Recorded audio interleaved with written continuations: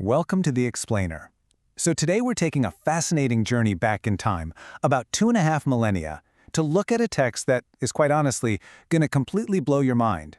You know, when most people hear the words ancient scriptures, they immediately picture dusty scrolls filled with mystical, outdated dogma. But modern scholars across epistemology, psychology, sociology, and political science, they're looking at a very specific text, Volume 12 of the Buddhist Pāli Canon, known as the Aṅguttara Nikāya, and they are seeing something entirely different. They are literally looking at what amounts to an advanced cognitive architecture, an ancient operating system, if you will, designed to analyze the human mind, structure a stable society, and essentially preserve civilization. Okay. Let's dive into this, because I really want to challenge your assumptions right out of the gate. Did ancient monks literally invent the world's first behavioral database? I mean, it sounds like a massive stretch, right?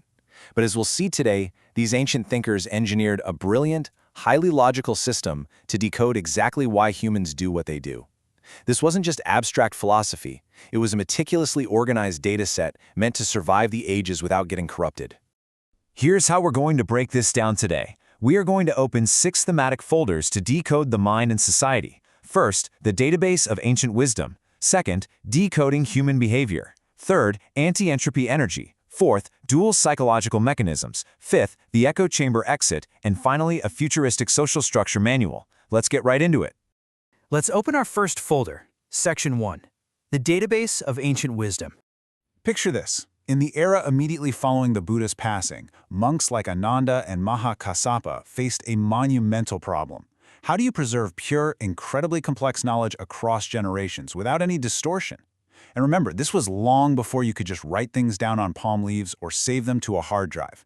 They were dealing with an absolutely massive amount of data. We're talking 9,557 distinct suttas, or discourses, spread out across 5 thick volumes.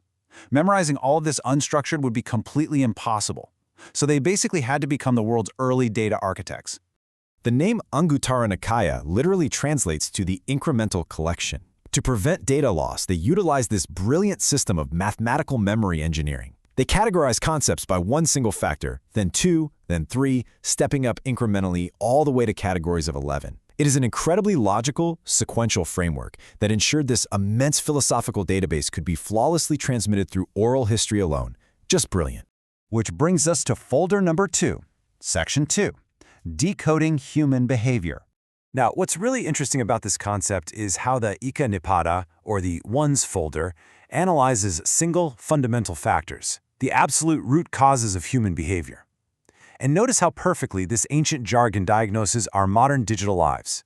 The text identifies 2 core roots of human delusion. First, Ayoni Somanasakara, which is basically a lack of analytical, critical thinking. Second, Paradagosha, which refers to the overwhelming influence of external voices. Combine an internal lack of critical thinking with overwhelming external influence and boom, you get the exact psychological mechanism behind why people fall victim to fake news and algorithms today. But the text doesn't just diagnose the problem, it actually manages it. It uses a concept called etadagga, which is essentially designating specific individuals as supreme role models in distinct disciplines. By modern standards, scholars look at this and see an incredibly early form of human resource management. By highlighting different experts, they distributed knowledge and decentralized institutional power within the early Sangha, or monastic community. It was a structural safeguard ensuring there was no single point of failure. All right, let's crack open folder 3, Section 3, Anti-Entropy Energy.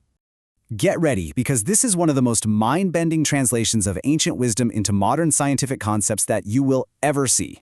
The concept here is apamada, which is often translated simply as non-negligence or heedfulness, but researchers are interpreting this on a much deeper level, and this brilliantly illustrates how goodness isn't just some static trait you achieve and, check off a list. No, it requires constant, active, kinetic moral energy to maintain.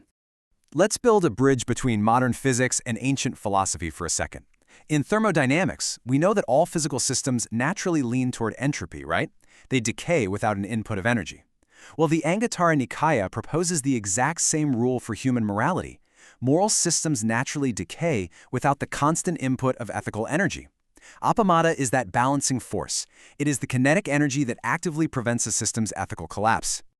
Moving right along to folder 4, Section 4, dual psychological mechanisms. As we progress into the Dukkha Nipada, or the folder of the twos, a highly sophisticated understanding of negative psychology is revealed. These ancient thinkers didn't view negative emotions in isolation, not at all. They understood them as dual, coupled systems that continuously feed off of each other. Think about it. Sudden anger connects directly to chronic resentment. Jealousy pairs up with stinginess. Illusion couples with hypocrisy.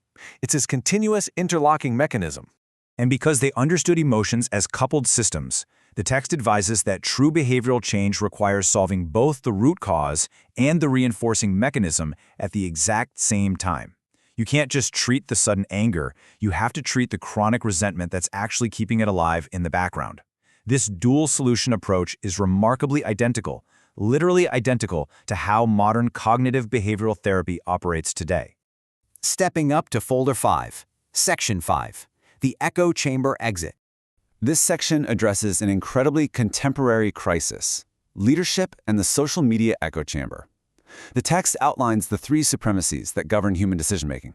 First is atta, being governed by the self or the ego. Second is loka, being governed by the world, which today looks a whole lot like being driven by social media trends and algorithm-fueled outrage.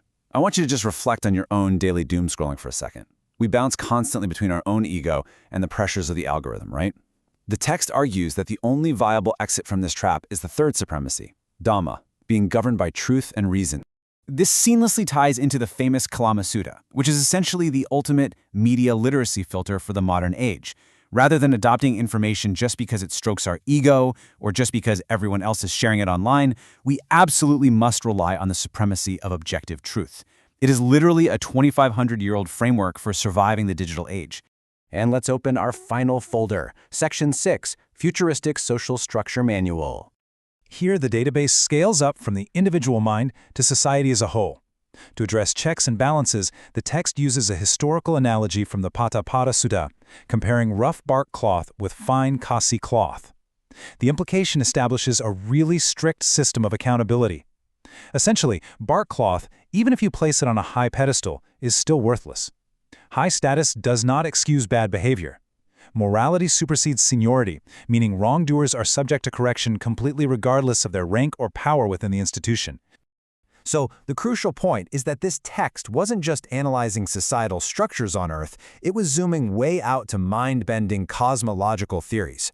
The Aṅguttara Nikāya describes the Sahasasi Loka Dhatu, which translates to a billion-world system.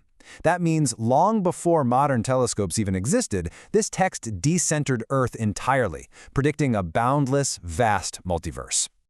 But even when dealing with the vastness of a multiverse or the dense complexities of human psychology, the text always grounds itself in humanity. It frequently uses the metaphor of the Buddha radiating light before teaching. Scholars interpret this as radiating compassion and establishing trust. It's a powerful reminder that true, effective learning requires a solid foundation of empathy, not just a cold, mechanical transfer of data. Which leaves us with this final thought. We have seen how this incredible incremental database mirrors thermodynamics, human resource management, cognitive behavioral therapy, and digital media literacy. So if a 2,500-year-old ancient text is capable of decoding the complex algorithms of our digital present, what else is sitting in this database that can teach us about our future?